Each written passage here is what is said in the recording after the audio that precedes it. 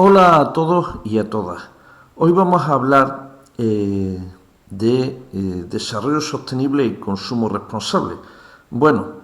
Antes de meternos en estos temas, hace falta dedicarle algún tiempo a hablar de química, porque si no, a ver cómo podemos hablar de medio ambiente si no entendemos nada de lo que ocurre a nuestro alrededor. Para hablar de química, lo primero es entender que actualmente concebimos que todo está formado por lo que llamamos átomos. ¿A qué llamamos átomos? La palabra átomo inicialmente quería decir indivisible, es decir, en la Grecia clásica, que es donde se acuñó el término, se creía que eran unas partículas, eh, las últimas partículas de las que estaba hecha la materia, que no podían ser divididas en trozos más pequeños. O sea, la idea original que se tenía del átomo era pues algo parecido a esto, a esferas.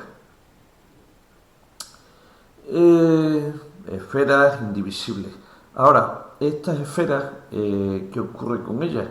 ¿Cómo podían, a partir de esferas indivisibles como esta, cómo podía surgir la diversidad de materias que hay actualmente? Que es evidente. Aunque los griegos creían que era indivisible, mmm, a lo largo del siglo XX se descubrió que no eran tan indivisibles como parecía, que estaban formadas de partículas más pequeñas. Concretamente, ahora sabemos o trabajamos con el modelo de que están formadas por partículas llamadas protones, neutrones y electrones. Uno de los modelos más sencillos con el que podemos trabajar actualmente sería algo como esto. Esta imagen no deja de ser una representación artística, pero servirá para hacernos una idea aproximada de qué estamos hablando. Concretamente, este modelo está inspirado en lo que se llamó el modelo atómico de Rutherford, o también conocido como el modelo del sistema solar. ¿Por qué? Porque suponía que había una zona central del átomo llamada núcleo, esta que vemos aquí, formada por esferas rojas y azules, que, esas partículas, algunas son protones, que se supone que son partículas con carga eléctrica positiva, y otras son neutrones que no tienen carga eléctrica. Todas son partículas con una masa elevada y se supone que están en el centro del átomo, una zona que llamamos núcleo. Proporcionalmente sería mucho más pequeña que lo que se ve en esta ilustración. ¿Y qué serían estas esferas plateadas que se ven dando vueltas alrededor? Bueno, pues se supone que son electrones, que son partículas muy ligeras, pero con carga eléctrica negativa.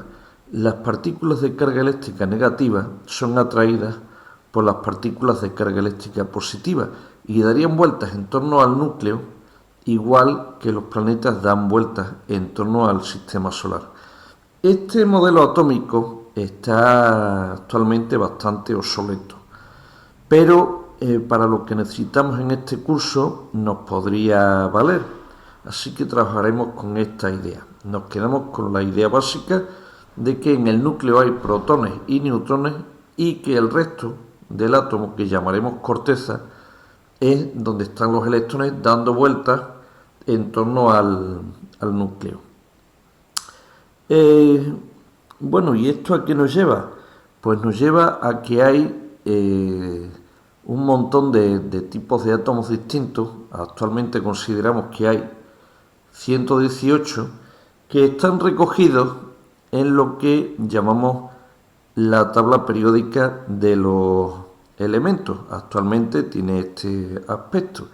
¿Y en qué se diferencia cada uno de estos elementos? Bueno, vamos a poner algunos ejemplos de elementos. Tendríamos cosas como el hidrógeno, el hierro, el cobalto, el argón, el sodio. ¿En qué se diferencian unos de otros? Bueno, hemos dicho que cada átomo está formado por protones, neutrones y electrones. Bueno, pues el número de protones es lo que diferencia un elemento de otro. De manera que, si nos vamos a la tabla periódica, el hidrógeno tendría un protón, el helio tendría 2, el litio tendría 3, el berilio tendría 4, el boro tendría 5, el carbono tendría 6, y así sucesivamente. Ese número de protones es lo que llamamos número atómico y nos da la posición en la tabla periódica. También nos dice otra cosa. Si el átomo está eléctricamente neutro, tendría que tener tantas cargas positivas, tantas cargas eléctricas positivas como negativas.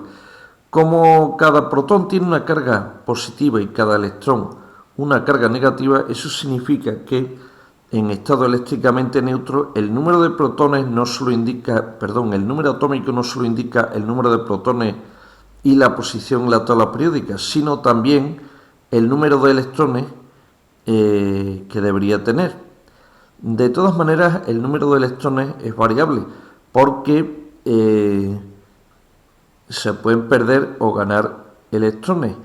De esa forma, el átomo podría quedar cargado eléctricamente con carga positiva o con carga negativa. Eso va a ser una de las características principales de dos grupos de elementos. En general, cuando se estudia la tabla periódica, se suele estudiar por familias, es decir, por lo que tradicionalmente llamamos columnas. Entonces serían los alcalinos térreos, los halógenos, los gases nobles, etc. Pero, sin entrar en tantos detalles, hay dos grandes grupos de elementos, los metales y los no metales. ¿Qué tienen de especial? Bueno, todos tenemos más o menos una idea aproximada de las características de un metal, pero yendo a cosas más profundas, los metales y los no metales se diferencian principalmente en la tendencia a perder electrones o a ganarlos. Los metales tienen tendencia a perder electrones y los no metales tienen la tendencia contraria, es decir, tienen tendencia a ganarlos. ¿Eso qué significa? Si un metal capta electrones, quedará cargado con carga eléctrica negativa. Y por el contrario, los metales, al perder electrones, quedarían cargados con una carga positiva. ¿Cómo se explica eso? Veamos un ejemplo sencillo. Imaginemos, por ejemplo,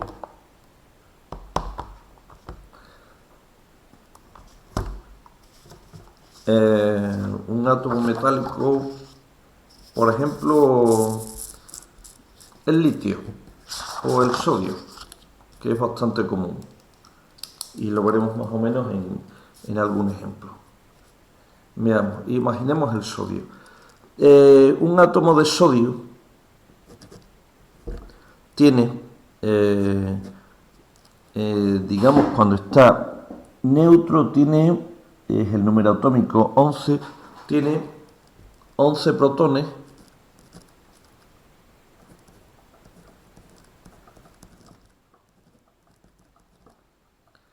que le proporcionan una carga eléctrica más 11 y también tiene 11 electrones.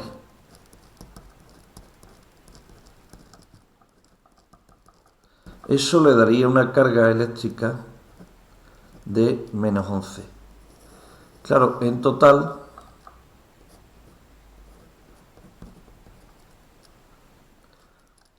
11 y menos 11 daría 0. Eso es si el sodio está en un estado eléctricamente neutro. Pero, como hemos dicho, los metales tienden a perder electrones y el sodio es de los que tiene una tendencia más acusada. ¿Qué le ocurre al sodio en esas condiciones? Vamos a ver.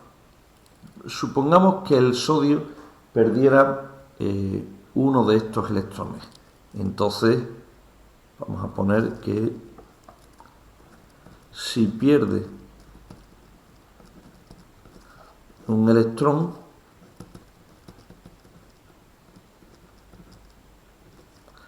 el número de protones seguiría siendo el mismo, 11.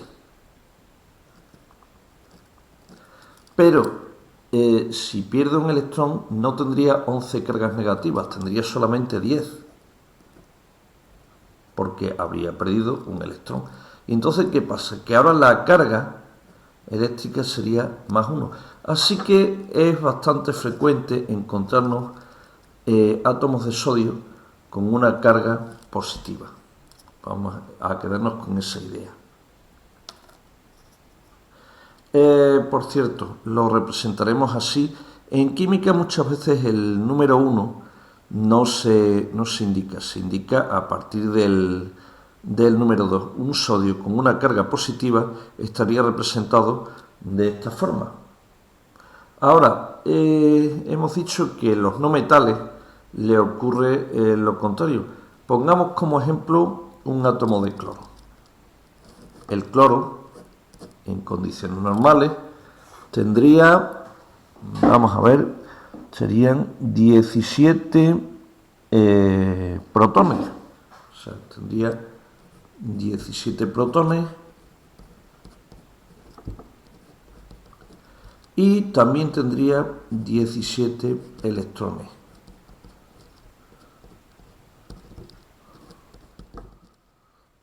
Eso le daría una carga por parte de los protones más 17, por parte de los electrones menos 17. En total,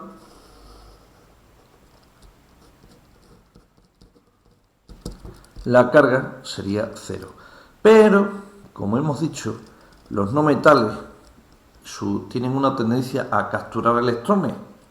Entonces, si captura un electrón,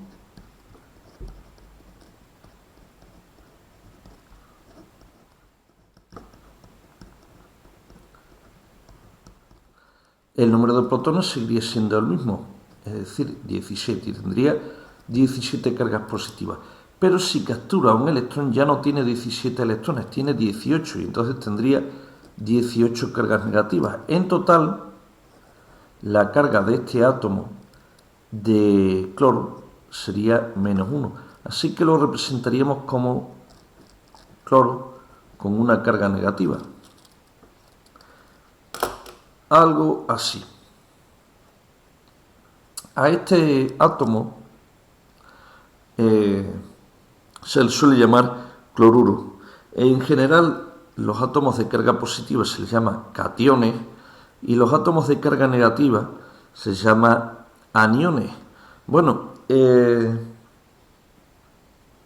esto daría lugar a un fenómeno, y es que, como es comúnmente conocido, cargas positivas y negativas se atraen, así que este átomo de sodio y este átomo de cloro se unirían.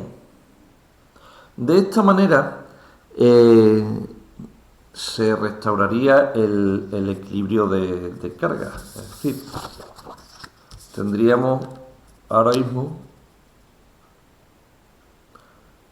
entre el sodio y el cloro tendríamos tantos protones como electrones. Es decir, si unimos un ion sodio más y un anión cloruro, cloro menos, estarían equilibradas las cargas. ¿Eso qué significa? Significa que podríamos tener parejas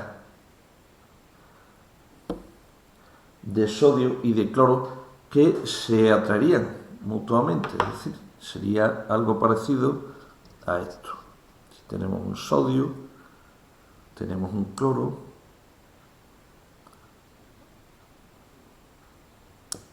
algo así.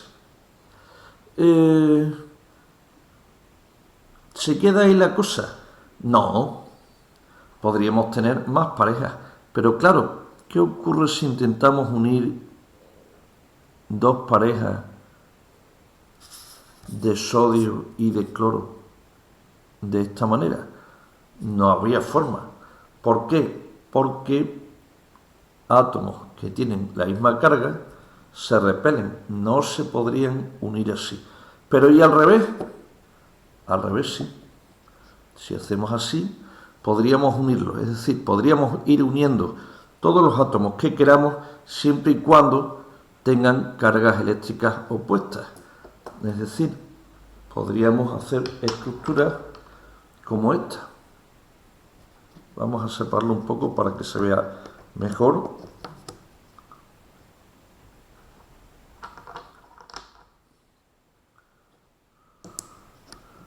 Algo así.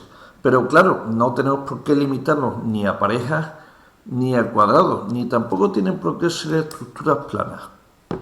En general, podemos tener estructuras de 3 dimensiones como esta.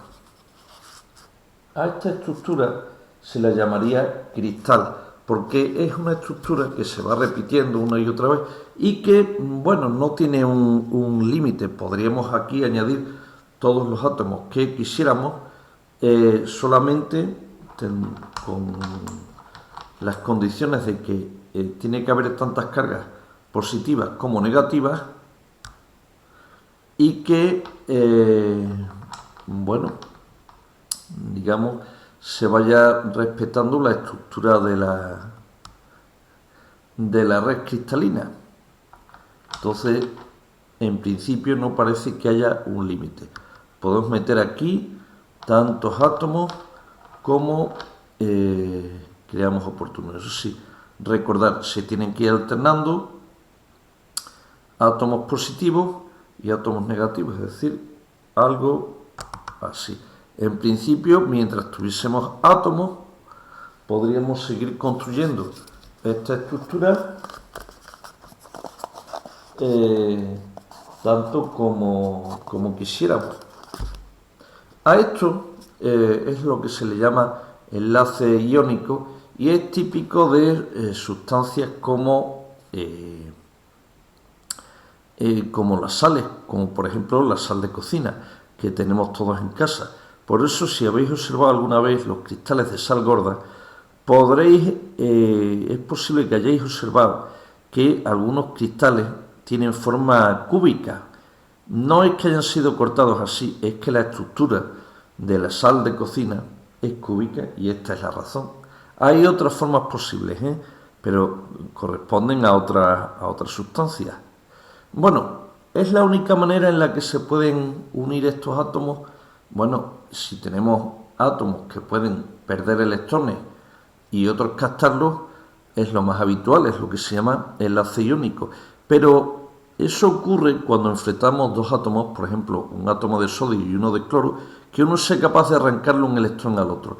¿Qué pasa si los átomos no son tan distintos como para que uno pueda quitarle electrones al otro?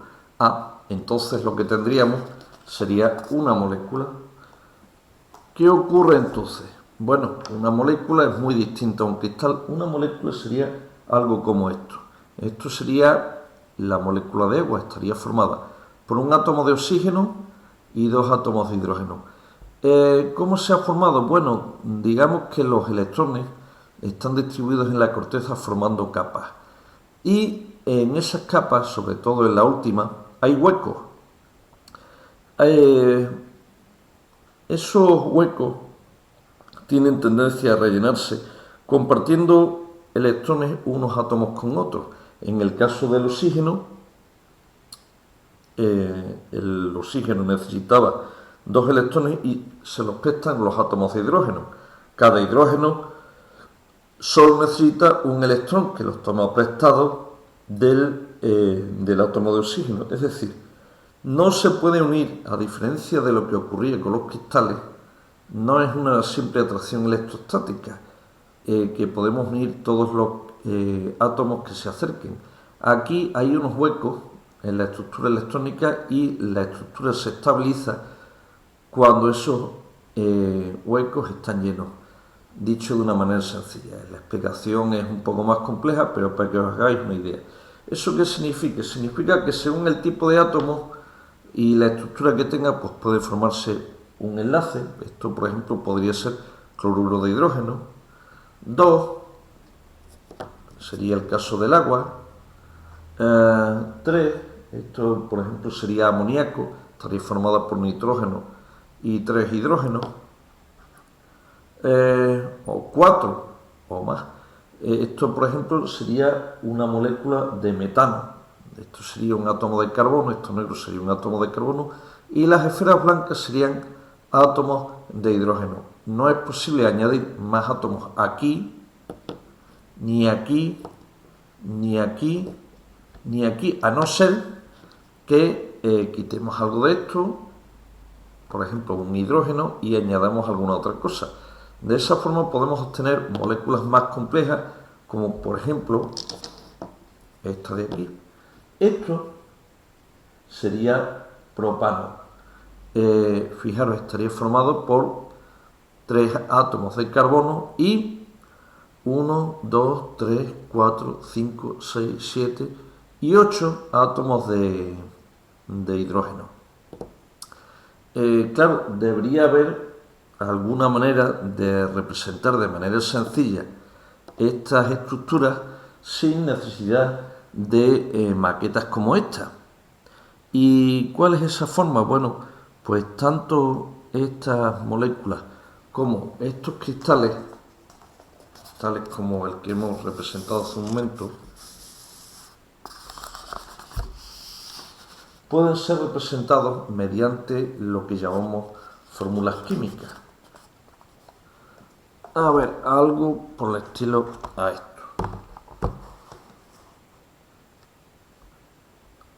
Por cierto, no lo he comentado. Los símbolos de los elementos, que son los que tenemos en la tabla periódica, no son símbolos que pueda cambiar cualquiera. Son un convenio internacional y, bueno, digamos que las reglas por las que están escritos están aceptadas en todo el mundo. Así que de nada sirve ser creativos a la hora de escribir estos símbolos. Son los que son y salvo que cambie la norma, no podemos escribirlos de otra manera. Bueno, volviendo a lo que decíamos, las fórmulas.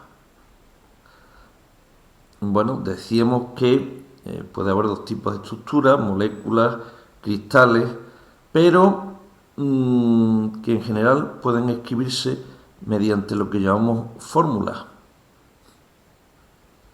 Aquí tenemos, por ejemplo, el propano escrito en lo que se llama una fórmula desarrollada. ¿Qué es una fórmula desarrollada? Bueno, es la que presenta los átomos que hay y todos los enlaces. Es decir, fijaros en esa estructura, correspondería a esto. Es decir, aquí tendríamos un carbono, otro carbono y los 8 átomos de hidrógeno. Pero claro, tenemos un problema. Si la molécula es relativamente pequeña como la del propano, cabe así. Pero si la molécula es más grande, sería demasiado aparatoso dar tanto detalle. Así que muchas veces lo escribimos en una forma semidesarrollada, es decir, algo como esto. Vamos a poder, a ver si puedo ponerlo todo junto. Fijaros. Escribirlo en la forma CH3, CH2, CH3 ocupa mucho menos espacio, y todavía ofrece bastante información sobre la estructura de la molécula. ¿Qué significa esto de CH3? Este carbono sería ese carbono, este carbono, ese carbono y este carbono, ese carbono.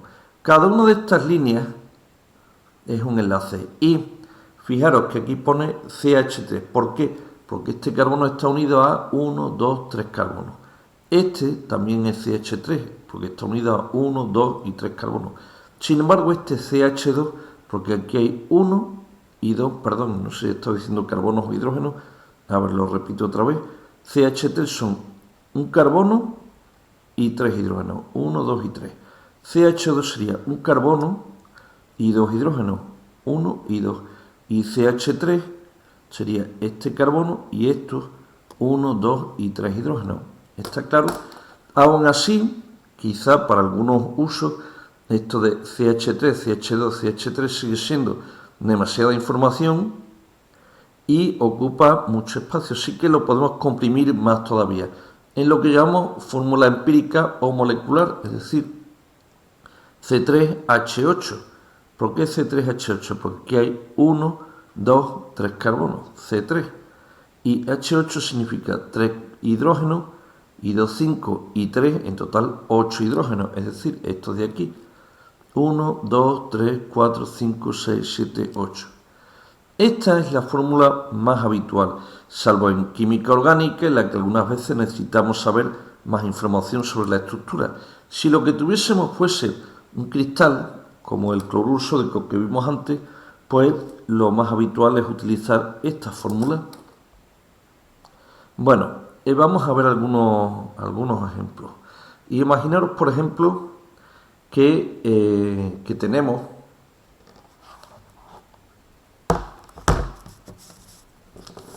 un cristal formado por dos elementos, como pueden ser, por ejemplo, sodio y cloro. Hasta aquí fácil, ¿no? Porque hemos dicho que las cargas están equilibradas. Antes explicamos por qué. ¿Cómo podemos saberlo? Bueno, contar las cargas. Aquí hay una carga positiva, ¿no? Y aquí una carga negativa. En total, 0 cargas. Bien, esta especie, como esta sustancia, sería un compuesto que llamaríamos cloruro de sodio. Vamos a ponerlo aquí. Esto sería cloruro de sodio. Y la fórmula sería NaCl. Alguien se podría estar preguntando que si es cloruro de sodio, ¿por qué no es la fórmula ClNa? Que sería lo lógico. Bueno, sí sería lo lógico según la lengua española, que es una lengua romance, en la que primero se escribe de manera habitual el nombre y luego el adjetivo. O sea, podríamos habitualmente, esto es cloruro de sodio, tradicionalmente cloruro sódico. Sódico sería un adjetivo. Pero es que la norma internacional sigue la lógica de las lenguas germánicas, como el inglés.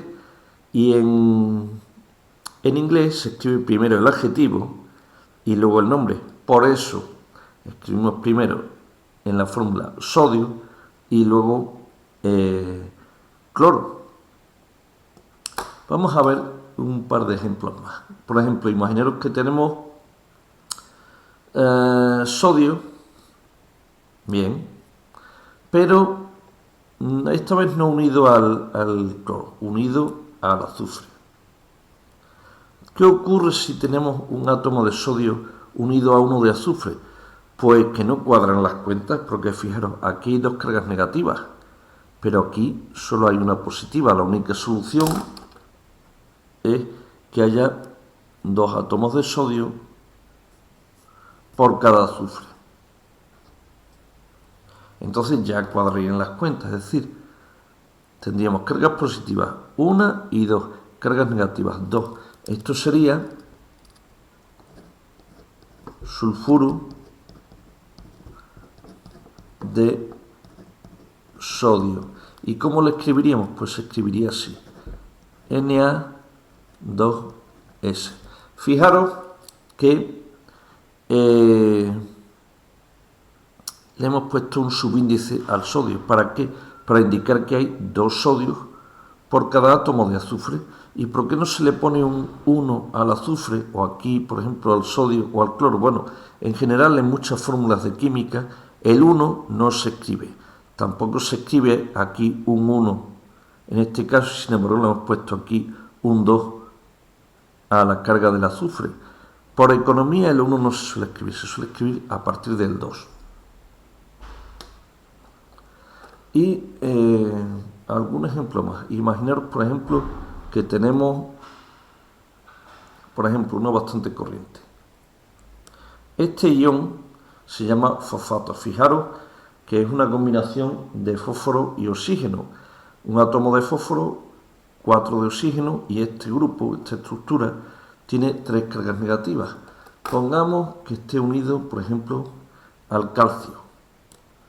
Pues este problema ya es más complejo, porque tendríamos, si intentamos unir un átomo de calcio y un ion fosfato, pues tampoco cuadran las cuentas. ¿En qué forma tendríamos que unir esto para que hubiese tantas cargas positivas como negativas? Bueno, pues podríamos coger 2 grupos, 2 iones fosfato y 3 de calcio. De esta manera, a ver si puedo colocarlos todos y se ve bien. Ahora contemos las cargas. Positivas hay 2, 4 y 6. Negativas 3 y 3, también 6. ¿Cómo representaríamos esto? Bueno, pues esto sería algo así como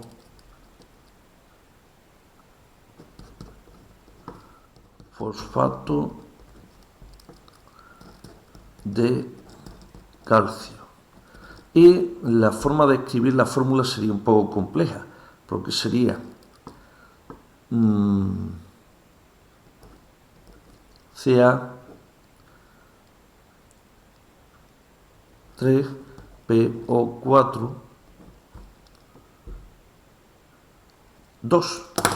¿Por qué? Vamos a poner la estructura. Necesitamos 2 fosfatos por cada 3 calcios. Pero como este es un átomo complejo, ¿cómo se escribe eso? Bueno, lo representamos entre paréntesis y como tenemos 2 fosfatos, le ponemos aquí un 2. Como tenemos 3 calcios, aquí tenemos un 3. Esto ya empieza a tener un aspecto complicado. ¿Cómo podemos averiguar de manera rápida cómo se van a unir unos iones con otros? Bueno, la regla más simple, que casi siempre funciona, digo casi siempre, hay algunas excepciones, es ponerle a cada uno como subíndice la valencia del otro, es decir, en este caso la carga iónica. Fijaros, problema sencillo. Tenemos fosfato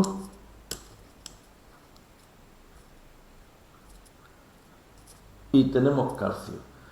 ¿Cuál es la carga del calcio? 2, ¿no? Pues entonces cogemos 2 fosfatos. ¿Y cuál es la carga del fosfato? 3, ¿no? Pues entonces cogemos 3 calcios. Y por lo general esta da una combinación que funciona. Hay alguna excepción que se sale de la regla, pero bueno, para en la mayoría de las ocasiones esta es una manera sencilla de averiguar cómo se hace. Y acordaros que las fórmulas están escritas en inglés, de manera que primero habrá que poner el metal y luego el no metal.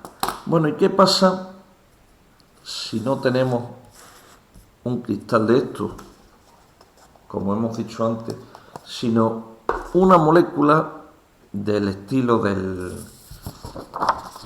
del amoníaco? Vamos a coger otro papel. por ejemplo, de estilo de amoníaco, metano, agua, cloruro de hidrógeno o propano.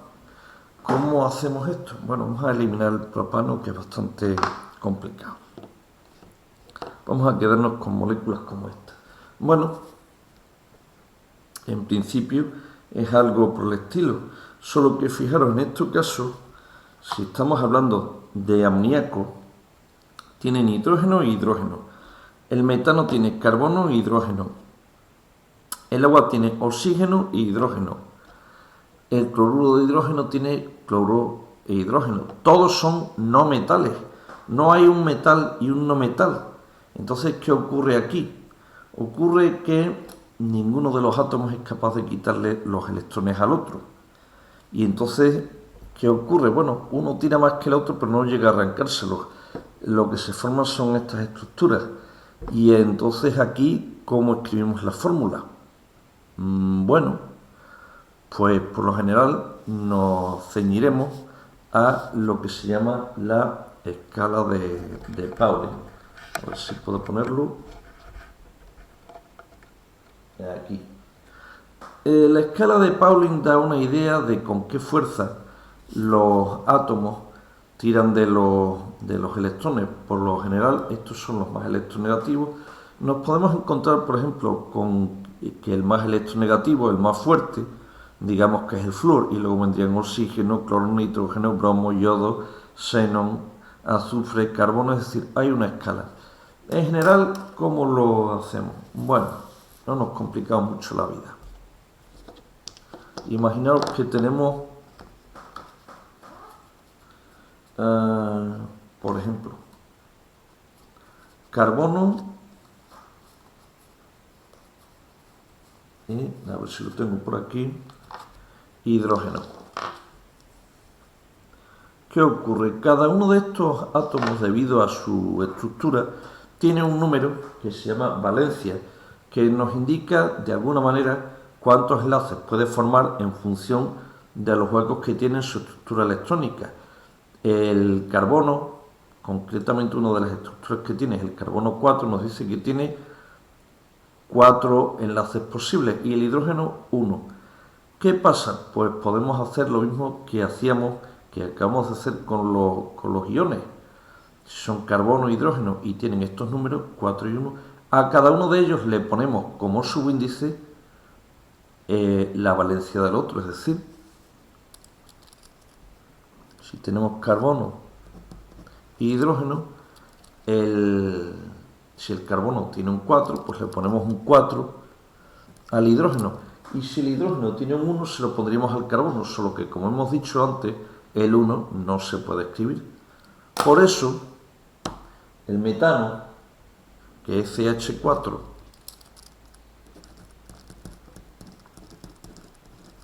tiene un carbono y 4 hidrógenos. De manera parecida, resulta que el amoníaco es NH3. El agua es H2O. El cloruro de hidrógeno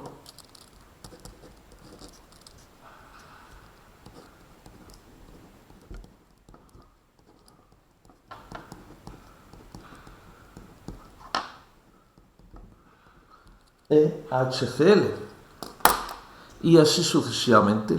Entonces, de esta manera podemos indicar en una fórmula sencilla cuál es la cantidad de átomos que tiene una molécula o un cristal, porque por ejemplo esto serían moléculas, pero fijaros, aunque el cloruro sódico o cloruro de sodio sería NaCl,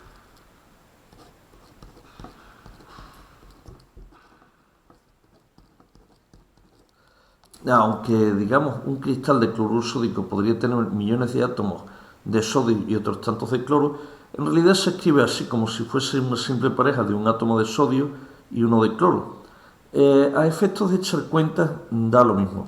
solo que esto sería un cristal